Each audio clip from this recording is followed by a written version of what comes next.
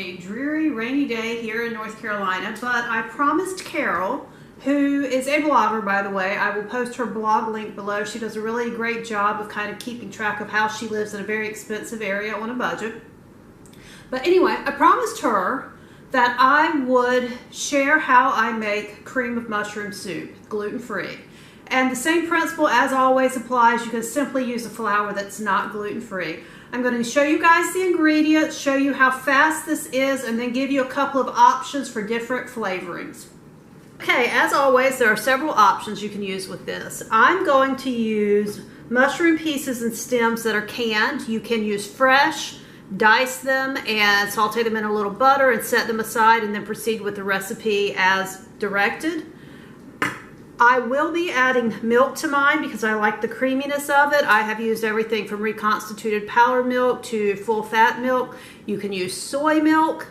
I have made it with water, but it makes a much thinner sauce and is really more like a gravy. I'm not crazy about that, but soy milk works, and of course, you know, cow's milk.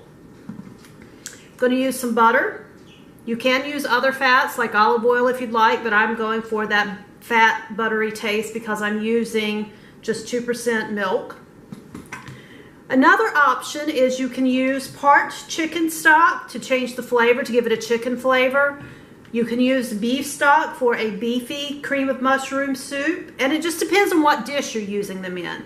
So today what I'm going to do is I actually want to use the liquid from my mushroom can. So I am going to open these and drain my liquid in my cup. I like to use that, one, because I don't like to waste it, and two, because it does increase that mushroom flavor.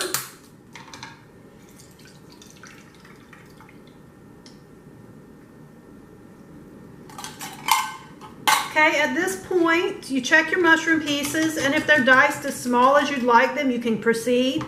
I actually like the little bitty kind of chunky pieces that are in the canned mushroom soup, so I just take a knife and coarsely chop these. This looks like enough mushrooms for me to probably make 2 batches, so I'm going to demonstrate how to make one, and then I'll make a second, which you could do all at once. I'll make a second to put in the freezer, or I'm sorry, in the refrigerator to use tomorrow. So basically, you need about this many mushrooms. I guess it's about half a cup. And now I'm going to move us over. Oh, you'll notice that I saved my mushroom liquid. I will add my milk to this to make a cup and a half. So I'll go ahead and do that here now.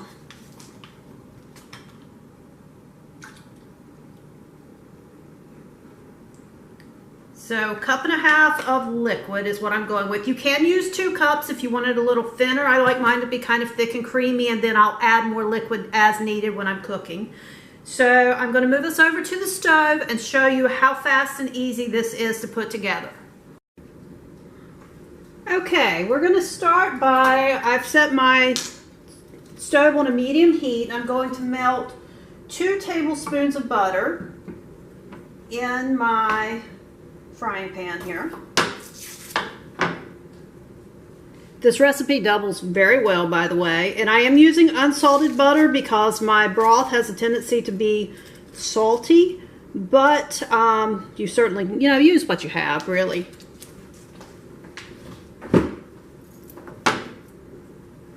I forgot to mention, as usual, we need 2 tablespoons of flour. I'm using a Namaste gluten-free blend.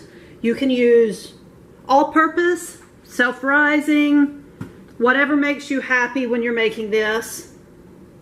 Go ahead and get this melted.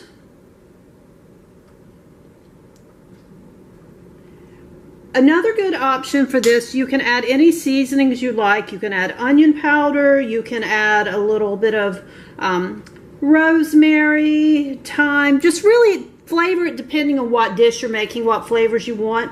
If I'm using it in a chicken or turkey casserole, for example, I'll add sometimes a little bit of poultry seasoning just to give it that flavor. So as our butter's melting, just get that melted good. And we're going to add 2 tablespoons of flour.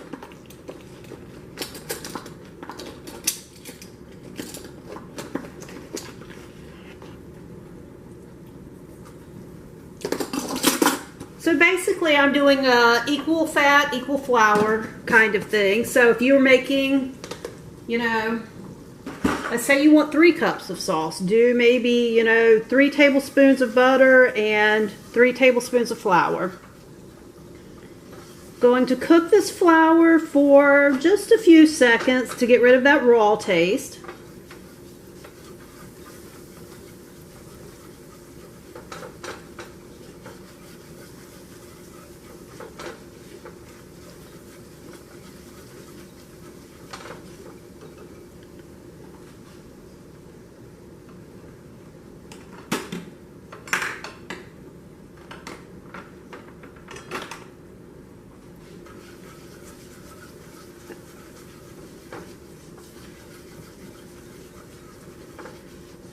Okay, because I am using my soup in a poultry, specifically ground turkey casserole, I am going to add a little bit of poultry seasoning. This step is optional. I buy this every year around Thanksgiving when Aldi, you know, pops it out. Their prices are usually really good, and I usually buy 2 and they last me almost all year, so really a pretty good price there. Okay, this is nice and thick. I'm going to whisk in my liquid, and if you guys see me holding things a little awkward today, I had one of those stupid klutzy accidents and I have banged the dickens out of one of my hands. So it's kind of tender today, but nothing's broken, so that's good. Okay, we're going to cook this until it thickens up a little, and I'm going to go ahead and add my mushrooms. So I'm just going to put half of them in here.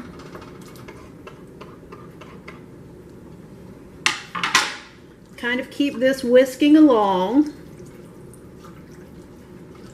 This doesn't take long. You're aiming for a kind of thick sauce I can't talk. A thick sauce consistency. Now the beautiful thing about this, like I said, you can use fresh mushrooms. I would have just diced them small, sauteed them in my butter, and taken them out until I had my flour cooked good. You can use, if the same principle for cream of chicken soup. Use chicken stock, half milk. Put in some pieces of leftover diced chicken if you like. You can do cream of celery by adding, of course, you know, cooked diced celery. I prefer to do it cooked because it's kind of crunchy otherwise. And you're not going to cook this sauce long enough to really cook the celery well. You can add beef, turkey. Really, it's very versatile white sauce. You can put anything in it. At this point, as it started to thicken, if I wanted to add cheese, I would just stir in shredded cheese until it was melted.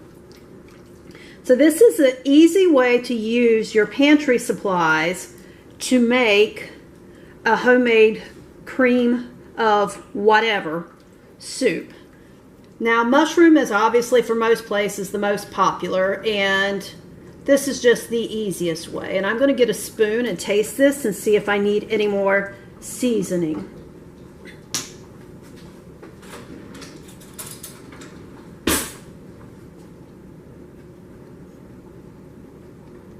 Okay, this is not quite as salty as I would like for it to be. So I am going to add some salt.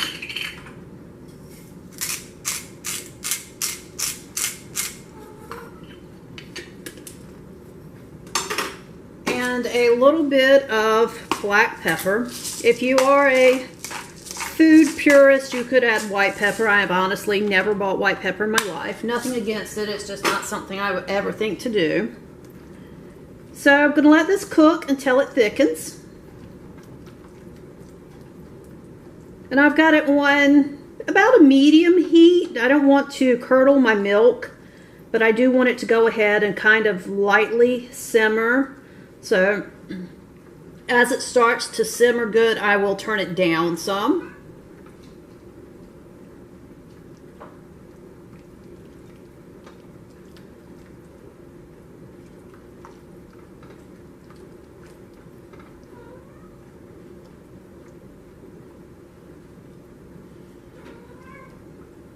My favorite thing about this recipe is that if you keep, things like canned mushrooms and things on hand, you can always pull together a very quick cream of mushroom soup. There have been a lot of times when I wanted to cook a casserole or do something and I would realize I was missing that one ingredient, and I'm a big believer that you waste a lot of money running in and out of the grocery store.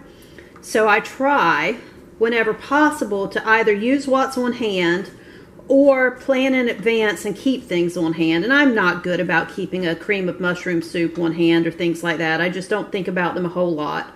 Occasionally, if I'm in Walmart and it crosses my mind, I'll buy a can of gluten-free. But that's about it.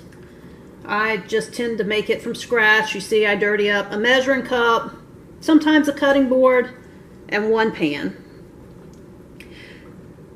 This soup, you can make it in advance up to a day or two. If you do, put it in something that's refrigerator safe.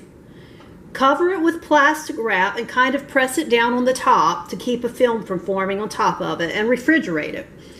You can just use it cold at that point, or you can reheat it. It doesn't really matter. I just mix it in cold.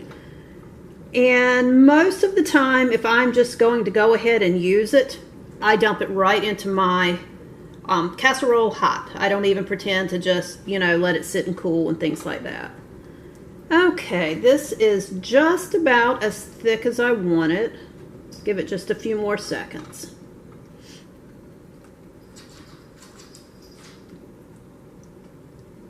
And this is it, guys. This is cream of mushroom soup.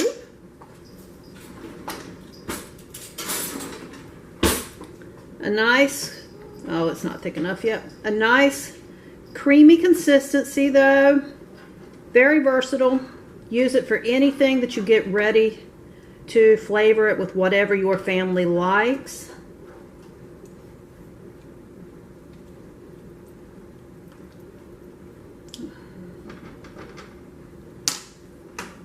You can see it's starting to simmer and it's thickening up nicely. Usually, unlike store-bought cream of mushroom soup that I have to dilute with extra milk, usually if I go ahead and use this while it's hot, I do not have to. You can see a nice thick soup now. However, if you refrigerate it and you decide that it is thicker than you want, you can just add a little bit more of whatever liquid you used and kind of dilute it down. Or if you want a really thin consistency, instead of using the 1.5 cups of liquid that I used, you can just use 2 cups. And that is it, folks. That is how easy it is to make cream of mushroom in this case, but basically cream of whatever soup.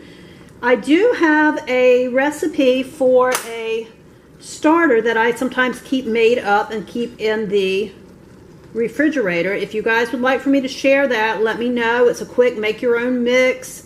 And you can just pull out the basics and go from there. It uses food storage products. So there we go. I am going to move this from the heat because it is ready. Let me see. I'm hoping you can see this. See how nice and thick it got. That's it, guys. That's how quick and easy it is to make cream of mushroom soup. Like I said, multiple varieties. And if anyone's interested, I will be glad to post how I make a mix that I keep in the refrigerator for making this that uses food storage products, powdered milk and things. If you like this video, please give it a thumbs up. And if you're not a subscriber, I'd love for you to subscribe. And even if you are a subscriber and you'd like to leave a comment, or if you have a recipe that you would like for me to demonstrate how to make, I'll be glad to do that. Just let me know in the comments below. Thanks for joining me in my kitchen today. Bye.